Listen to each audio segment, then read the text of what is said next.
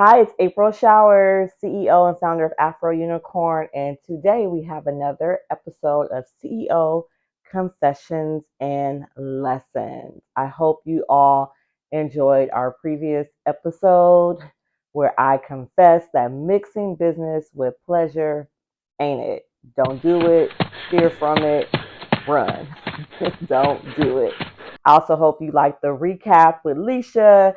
Hopefully, we could keep those going where Leisha can always come in and do recaps when she comes in to style my hair. Let me know in the comments how you feel about that. Make sure you subscribe to I Am April Showers TV. All right, so what am I going to talk about today? All right, so sit back and let's get into it. Get your popcorn ready for a new episode.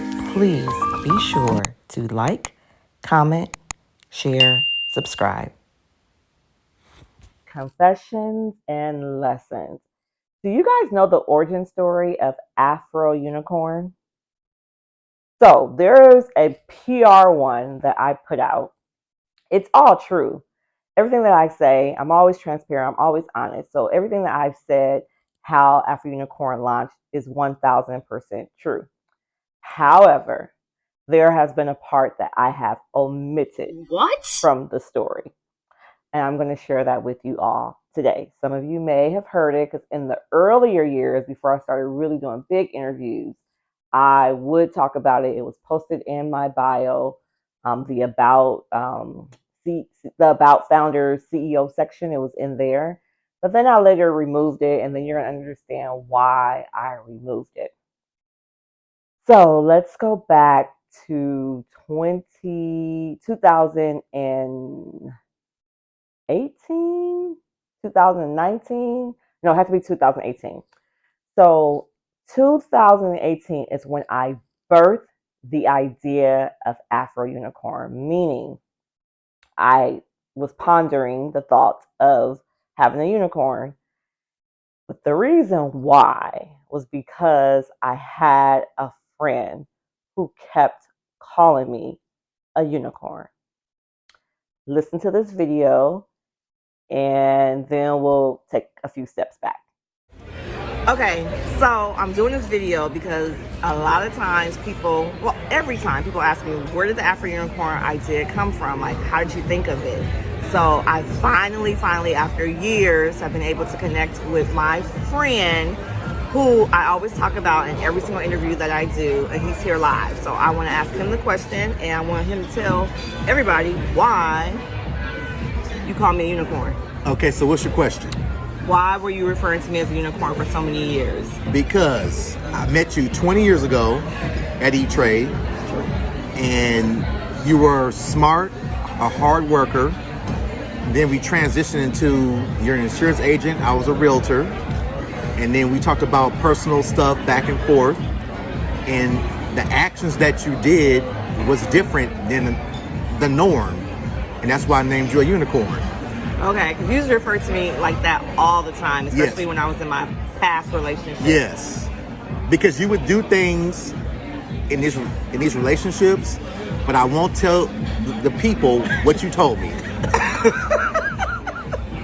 It wasn't like that though. I did good stuff. Yes, you did good stuff, but you are a high value woman.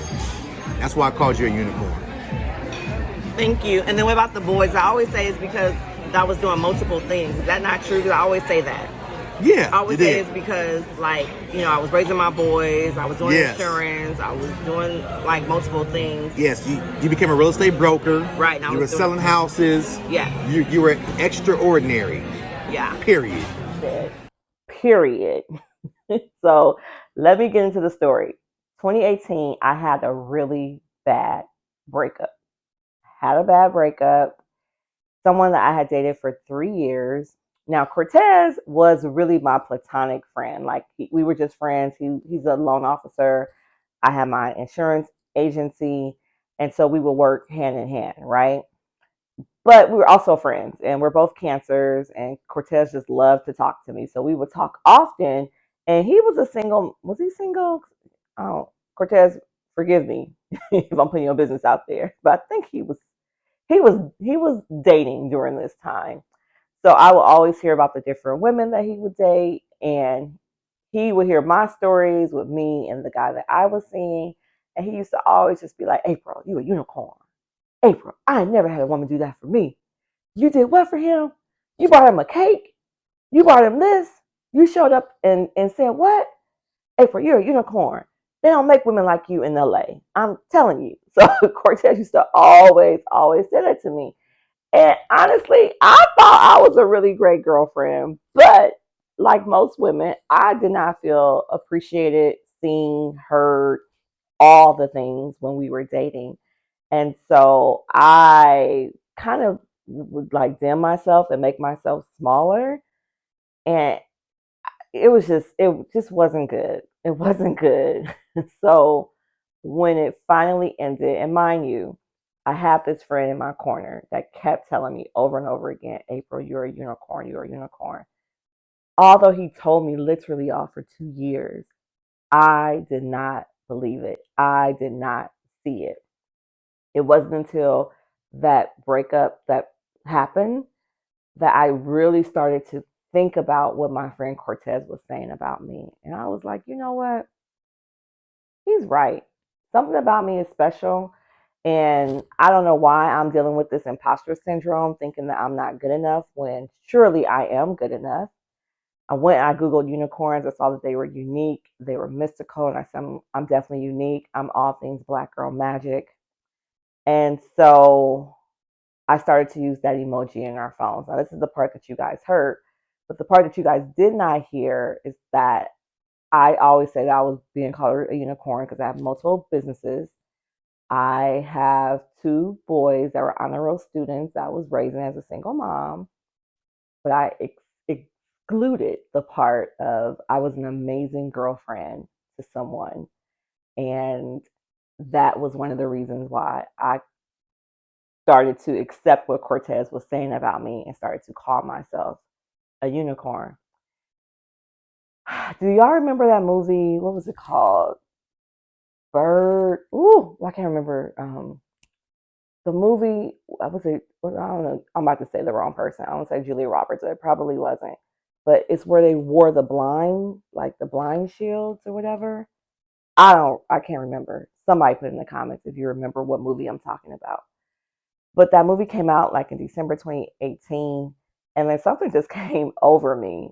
Like I had this epiphany that I was to block everybody out of my life. Anybody I ever saw, dated, whatever, I put everybody on block. And when I did that, when I tell you that ideas just started coming to me, that's when Afro Unicorn really started to come to me. Like I had the idea of it, I was already working on it, but it was like really just for me, for my avatar. My cousin used to joke all the time when I would get into my little funks and in my moments, she would go, "Are you a donkey or are you a unicorn?" And I would say, "I'm a unicorn, I'm a unicorn."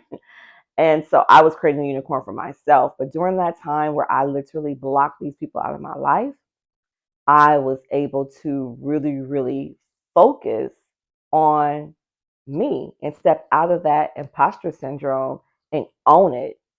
And I became a beast, y'all. After that after that movie, I wish I could remember the name of it.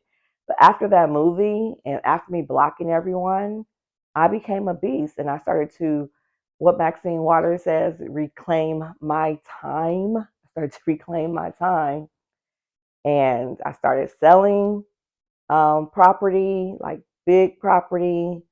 I really started to get focused on what Afro Unicorn was and the mission behind it. And let me let y'all know this: the launch party that I always talk about, our birth our birth date is April 28th, 2019. That was actually his birthday. And the reason why I purposely did it that way was because I wanted to take back that date because I always made sure I overly celebrated him on that day. And I wanted it to be a day that I was able to celebrate. So I know this is called Confessions and Lessons.